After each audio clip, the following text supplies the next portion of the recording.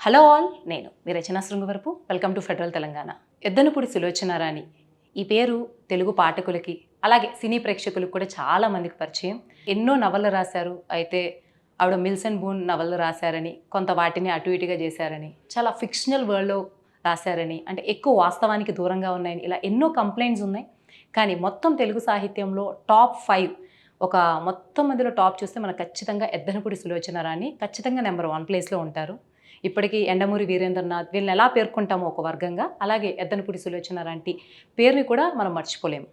అయితే ఈరోజు నేను ఆవిడ బెస్ట్ సెల్లర్ సెక్రటరీ, అది ఆఖరికి సినిమాగా కూడా వచ్చింది. అయితే నాకు ఎద్దనపూడి సులోచన రాణి గారి మీద ఏమీ ప్రత్యేక అభిమానం లేదు. ఆమె నవలలు చదివినప్పుడు ఇవన్నీ కూడా రియాలిటీకి దూరంగానే ఉన్నాయి అన్న ఫీలింగ్ కూడా కలిగింది. కానీ ఈరోజు ఈ నవల్ని పరిచయం చేయడానికైతే ఒక కారణం ఉంది. అదేంటంటే రీసెంట్గా జరుగుతున్నటువంటి ఈ ఆత్మహత్యలు ఇవన్నీ చూసుకుంటున్నప్పుడు ఎక్కడో మనం 2025లో చాలా ప్రోగ్రెసివ్గా ఉన్నాం అనుకున్నప్పటికీ ఏదో ఆలంబన కోరుకుంటూ ఉన్నారు స్త్రీలు. ఏదో ఒక స్ట్రాంగ్ ఒక మేల్ పర్సన్ మన లైఫ్లో ఉంటే బాగుండు, ఏదన్నా మన కష్టాల్లో ఉంటే బాగుండు అన్నటువంటి కొన్ని ఊహలు, మనం ఏవైతే ఎద్దనపూడి సులోచన రాణి నవల్లో ఊహలుగా అనుకుంటున్నామో అవన్నీ రియాలిటీ అయితే బాగుండు అన్న క్రమంలో, అది రియాలిటీ చేసుకునే క్రమంలో ఎన్నోసార్లు జీవితంలో ఓడిపోతూ ఉన్నారు. సో ఈ సెక్రటరీ అనేది సినిమాగా వచ్చింది. ఇందులో జయంతి కూడా అలాంటిదే. మన లైఫ్లో జయంతి లాంటి వాళ్ళు చాలామంది కనిపిస్తూనే ఉంటారు. మనలో కూడా ఒక జయంతి ఉండొచ్చు. కానీ రాజశేఖరం లాంటి హీరోలు మాత్రం ఎక్కడా ఉండరు. సో ఆ సందర్భంగానే ఈరోజు సెక్రటరీ నవల రివ్యూ మీకోసం. ఆల్రెడీ చదివే ఉంటారు మీరు చాలామంది, బెస్ట్ సెల్లర్ కాబట్టి.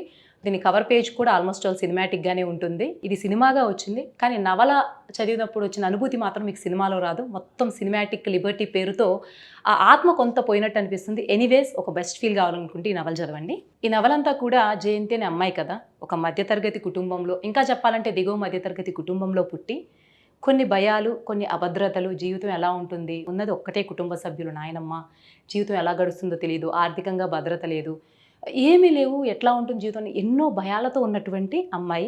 కానీ పౌరుషానికి, పంతానికి, ఆత్మాభిమానానికి మాత్రం తక్కువేం లేదు. జీవితంలో రాజీ పడాల్సి వచ్చినప్పుడు రాజీ పడకుండా తన ఆత్మాభిమానాన్ని నిరూపించుకోవాలనుకునేటువంటి పాత్ర ఇది. అయితే దీనికి సైమల్టేనియస్గా ఆమె వనితా విహార్ అనే దాంట్లో సెక్రటరీగా చేస్తుంది. అక్కడ అవమానాలు భరించలేక బయటకు వస్తుంది. ఆ సమయంలో ఆమెకి రాజశేఖర్ పరిచయం అవుతాడు. అంటే వనితా విహార్ ద్వారా పరిచయం అయినప్పటికీ అతనికి సెక్రటరీ అవుతుంది. అక్కడ అతని మీద, అతన్ని ఇష్టపడుతూ అతని మీద డిపెండెంట్ అయ్యి కూడా ఆమె కొంత మొండిగా వ్యవహరిస్తూ ఉంటుంది. ఈ నవల మొత్తం చూస్తే ఇదే డ్రమాటిక్ టర్న్స్గా తిరుగుతూ ఉంటుంది. సో ఈ నవల చదువుతున్నప్పుడు ఈ స్టోరీ ఎలాగో మీరు చాలామంది సినిమా చూసేస్తుంటారు కాబట్టి స్టోరీ మొత్తం నేను చెప్పక్కర్లేదు. కానీ నేను చెప్పాలనుకున్న విషయం ఒకటే, నేను ముందే చెప్పాను, ఇందులో ఉన్నటువంటి జయంతి మనలో చాలామంది అమ్మాయిల్లో ఉంటుంది. ఒక మనిషి ఉంటే బాగుండు, మనకి సపోర్ట్ సిస్టమ్ అయితే బాగుండు, మనం చెప్పకుండానే మన మనసులో ఉన్నటువంటి బాధను అర్థం చేసుకుని దానికి తగ్గట్టు రెసిప్రోకేట్ అయ్యే వ్యక్తి ఉండాలని కోరుకోవడంలో తప్పులేదు. అలాంటి వ్యక్తులు ఉంటే చాలా లక్కీ అని చెప్పుకోవచ్చు.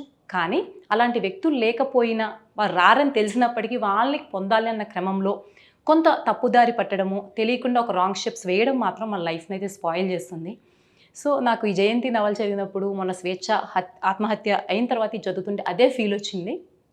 సో ఓవరాల్గా ఆమె అతనికి దూరం అవుతుంది. ఇందులో రాజశేఖర్కి చాలా డ్రమాటిక్ టర్న్స్ ఉంటాయి. చివరికి ఇద్దరు కలుస్తారు. ఇదైతే కదా, కాకపోతే ఇప్పుడున్న సిచ్యువేషన్స్కి చాలా కాంటెంపరీగా అనిపిస్తుంది. ఎందుకంటే మనలో ప్రతి ఒక్కరం కూడా కొంత అభద్రతలతో ఉన్న ప్రతిసారి ఒక స్ట్రాంగ్ హ్యాండ్ కోసం వెయిట్ చేస్తూ ఉంటాము. ఒక ఫిక్షనలైజ్డ్ వరల్డ్లో బతుకుతూ ఉంటాము. అందుకనే ఎద్దనపూడి సులోచన రాసిన నవలన్నీ కూడా సక్సెస్ అవ్వడానికి కారణం ఏంటంటే అదే. మనం ఏమి సాధించినా సాధించకలేకపోయినా కొన్ని ఊహాలోకాన్ని మాత్రం సాధిస్తూ ఉంటాం. అందులో ఎవరైనా ఉంటే బాగుండని ఆ ఊహలన్నింటినీ కూడా అవి నవలన్నీ ఫిల్ చేశాయి.